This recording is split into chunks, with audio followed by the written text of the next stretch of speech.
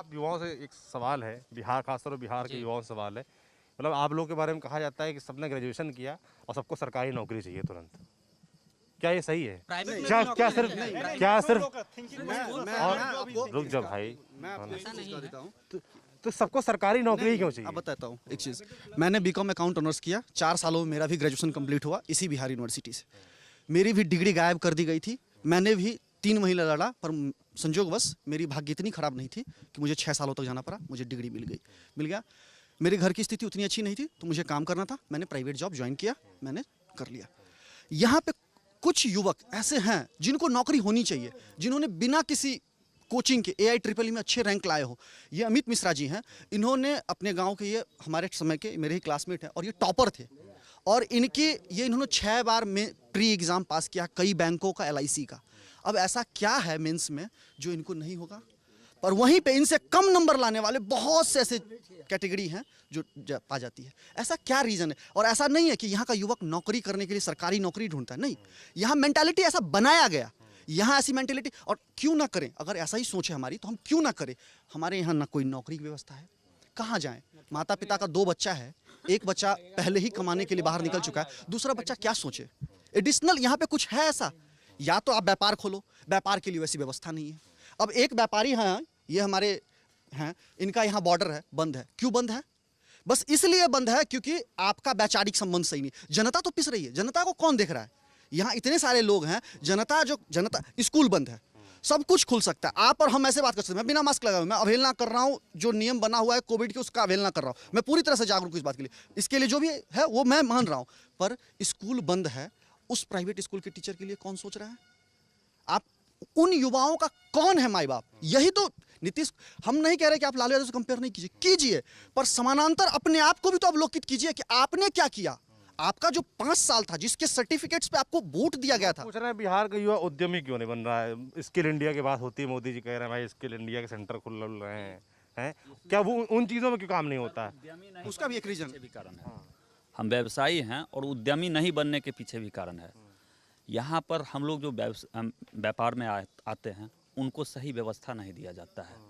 आज यदि हम ही लोगों को कोई व्यवस्था दिया जाए तो हम भी फैक्ट्री लगा सकते हैं, लेकिन जिस ऑफिस में जाइएगा कोई प्रमाण पत्र लेने, वह ऑफिस इतना दौड़ाएगा कि आप हार के छोड़ दीजिएगा। मेरे यहाँ एक बैंक है, जिस बैंक में आप जाइएगा तो अच्छे जो भी व्यवसायी हैं, बैंक में इसलिए नहीं जाते हैं कि उनके लिए कोई फैसिलिटी नहीं है। मतलब जाते हैं तो मैनेजर का समय 10 बजे से शुरू होता है, वह 2 बजे आते हैं।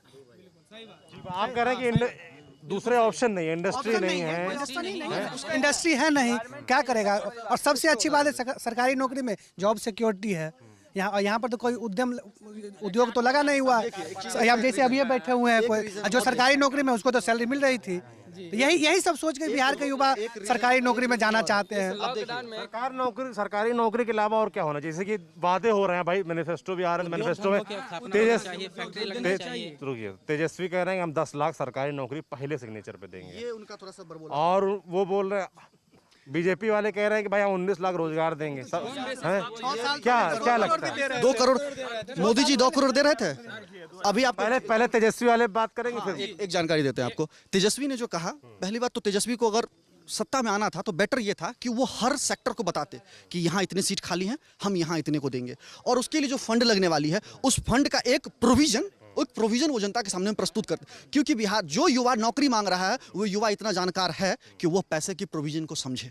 क्या ये तो जरूरी है? तो एक पहला। दूसरा, आप कह रहे थे कि मोदी जी वाली बात आ गई।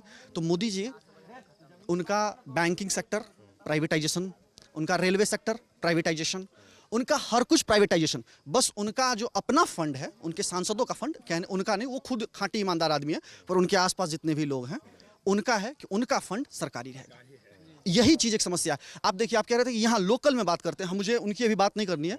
ये समस्या सबसे बड़ी है कि यहाँ पे आप कह रहे हैं कि आप रोजगार, तो रोजगार के लिए सरकारी नौकरी नहीं है, सही है, नौकरी होनी नहीं चाहिए, पर कृषि की व्यवस्था यहाँ सही से चकबंदी नहीं है।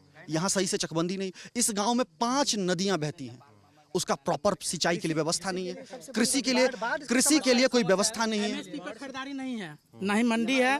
सरकार बोलती है कि MSP पर खरीदेंगे, लेकिन मेरे फादर फार्मर है, और मैं दावे के साथ कहता हूं कि कोई MSP पर खरीदारी नहीं होती है। लोकल बाजार करते हैं पिताजी आप? सारे खेती करते हैं, धान और गेहूं का प्रॉपर खेती होती धान है। और गेहूँ सरकार कह रही है MSP पे हम बिहार में खरीद रहे हैं। आप यहाँ पर मैं तो बाहर आता हूँ प्रिपरेशन वगैरह के लिए, अभी लॉकडाउन में आया था। आप यहाँ पर जो भी फार्मर है बगल में बहुत सारे, उनसे पूछ लीजिए कि MSP पर खरीदारी होती है या नहीं होती है। क्यों नहीं होती MSP पे खरीदारी? मंडी नहीं है। सीतामढ़ी डिस्ट्रिक्ट के अंदर यहाँ पे सबसे बड़ी समस्या है कृषि में कि प्रॉपर सिंचाई की सुविधा नहीं है, और इस कारण बाढ़ सुखाड़ का हर साल मार पड़ता है। ऐसा नहीं कि इस बार आया तो अगला साल नहीं, डेफिनेट है कि अगला साल भी आएगा। क्या नाम है आपका? मेरा नाम मुकेश कुमार हुआ। करते हैं मैं अभी ग्रेजुएट हो चुका हूँ मैथमेटिक्स ऑनर्स से, एन कॉलेज से, मगध यूनिवर्सिटी से मैंने किया है। आप क्या कर रहे हैं? अभी फिलहाल SSC की तैयारी कर रहे हैं, बेरोजगार ही है। तो यहाँ पे ऐसी समस्या है कि कोई भी वर्ग ऐसा नहीं है जो पीड़ित नहीं है, चाहे वो किसान हो, चाहे यूथ हो, चाहे वो बिजनेसमैन हो, किसी को प्रॉपर जो है फेवरेबल एनवायरनमेंट उपलब्ध नहीं है। जैसे कि बिजनेस भी करना है तो भाई उसको ऐसा माहौल होना चाहिए कि उसका बिजनेस व्यापार फले फूले। अभी 8 महीना से लोग चाचा ने बोला कि मेरा बिजनेस व्यापार है, छोटे व्यापारी तो ऐसा ही बेच के भाग जाएगा, वो 8 महीना किराया नहीं दे पाएगा अपना। सबसे पहली बात है कि उसको इतना ज़्यादा बर्डन हो जाएगा कि फिर से रीस्टार्ट करने में उसका हालत ख़राब हो जाएगा, वो बिजनेस छोड़ने पे मजबूर हो जाएगा। ये हालत है। आप कह रहे हैं कि सबको नौकरी चाहिए, इसीलिए नौकरी चाहिए क्योंकि सब आदमी चाहता है अपने आप को स्टेबल करना, सिक्योर होना चाहता है। कोई इतना कैसे रिस्क लेगा? हमारा फैमिली मिडिल क्लास फैमिली है, 200 रुपया कमाता है तो खाता है। 200 रुपया आज जो 200 रुपया कमाने वाला का फैमिली कैसे चलता है वही जो समझता है। 200 रुपया में आपको भर झोला सब्जी नहीं हो सकता है, बाकी चीज़ छोड़िए। इतना महंगाई है कि 200 रुपया में आपको सब्जी नहीं मिल सकता है। पूरा 50 रुपया आलू हो गया है, 70 रुपया 80 रुपया प्याज हो गया है। कैसे आदमी जिएगा? कृषि खत्म इसलिए हो गया है कि हम बता रहे हैं कि अभी प्रॉपर सिंचाई नहीं है हमारे नदी का। जी सर, अभी ऐसा हालत है कि लागत मूल्य जो उसका धान उपजता है ना, उसका अगर मूल्य निकाला जाए तो लागत मूल्य से ज़्यादा है। तो आप हर साल डेफिसिट में जाइएगा तो किसान कैसे हिम्मत करेगा, इनकरेज होगा कभी खेती करने के लिए? आप लगा रहे हैं 10,000 रुपया खेती करने के लिए, आपका अनाज उपज रहा है 5,000 का, 5,000 कहाँ से दीजिएगा? वो तो बर्डन हो गया, आपको कर्ज हो गया। जिसका खुद का खेती है ना, वो भी नहीं करना चाहता है कि मेरा खेती कैसे ही फले फूले, क्योंकि प्रॉपर उसको जो है मिनिमम प्राइस पे जो खेती हो जानी चाहिए, इतना सपोर्ट नहीं है सरकार का वो कि खेती कर सके। नहीं सिंचाई है, आप वर्षा पे डिपेंड है। आपको समय से बारिश नहीं हुआ, समय से बुआई नहीं हुआ, समय से आपका रोपनी नहीं हुआ, तो कैसे वो अच्छा मतलब कि प्रोडक्शन होगा? तो आप कह रहे हैं भाई साहब थोड़ा बात कर लेंगे, ऐसे पीछे के लगे कमेंटबाजी मत करिए, है ना। ये हम ये कह रहे हैं, एक आदमी बोले ना एक बार, पीछे को डिस्टर्ब होता है ना। फिर आपकी बहुत बात सुनी है मैंने, अगर आप चाहते हैं आप ही से बात करता रहो तो बताइए। फिर मैं ये कह रहा हूँ, जैसे तुमने कहा कि भाई खेती किसानी की व्यवस्था नहीं है, और मैं बात कर रहा था नौकरियों की, युवाओं से कि सरकारी नौकरी क्यों चाहिए। तो क्या बिहार का युवा जो है, अगर सिंचाई की व्यवस्था हो, खेती किसानी की ठीक से व्यवस्था हो, तो नौकरी के बजाय किसानी कर सकता है? बिल्कुल बिल्कुल, बहुत सारे ऐसे आदमी हैं जो अपना किसानी कर सकते हैं। बहुत 5-5 बीघा खेत वाले किसानी छोड़ करके 10,000 की नौकरी पे जा रहा है। क्यों? क्योंकि उसको वहाँ पे प्रॉफिट नज़र नहीं आ रहा है। कम से कम कोई तो करेगा, उतना जनसंख्या तो सेट हो गया अपने जीविका के लिए। सबको अभी जो आपने कहा कि नौकरी सबको कैसे देगा सरकार, उसके मतलब बजट में उतना आता नहीं है पैसा कि सबको प्रोवाइड करा सके, सही बात है। लेकिन आप उस आदमी को तो सोचिएगा कि नहीं, उसका फैमिली चलेगा कैसे बाकी का। आप मान लीजिए 12 करोड़ की जनसंख्या, 13 करोड़ की पूरे हमारे बिहार में, आप 2 लाख नौकरी दीजिए, लेकिन बाकी 11 करोड़ 98 लाख जो आदमी है उसको भी आप सेट कीजिए दूसरे चीज़ में, बिजनेस में सेट कीजिए। आप ऐसा माहौल क्रिएट कीजिए, फैक्ट्री लगाइए, दूसरा चीज़ लगाइए, लोन वगैरह दीजिए, आसानी से दीजिए। लोन लेने में भी इतना दिमाग खराब होता है कि आदमी छोड़ देता है, उसमें भी दलाल चाहिए, पैसा चाहिए, बैंक को दीजिए तब देगा आपको।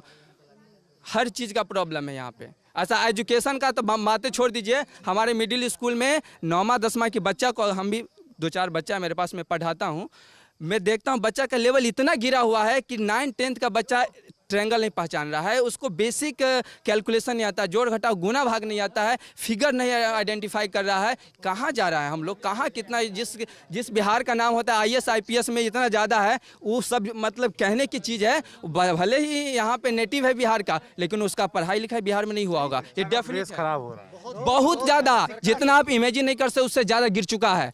9वां 10वां का बच्चा का इतना हाल है कि उसका दे दीजिए तो मतलब दूसरा तीसरा का सवाल सॉल्व नहीं कर सकते, जोड़ घटाव नहीं कर सकते। सोशल इंजीनियरिंग की जो बात थी वो यही है कि शिक्षा में भी सोशल इंजीनियरिंग किया गया। जैसे वो कह रहे थे कि हमारी पत्नी को जीविका मिली कि वो खिचड़ी बना रही है। ऐसे हर जगह 4-5 महिलाओं को जीविका मिल गई। वहाँ बच्चे, गरीब तबके के बच्चे, क्योंकि अगर क्वालिटी खाना ना मिले पर अगर क्वालिटी एजुकेशन मिले तो जीवन में वो आगे जाके अपने लिए भोजन का प्रबंध कर सकता है, जैसे ये बच्चा किया।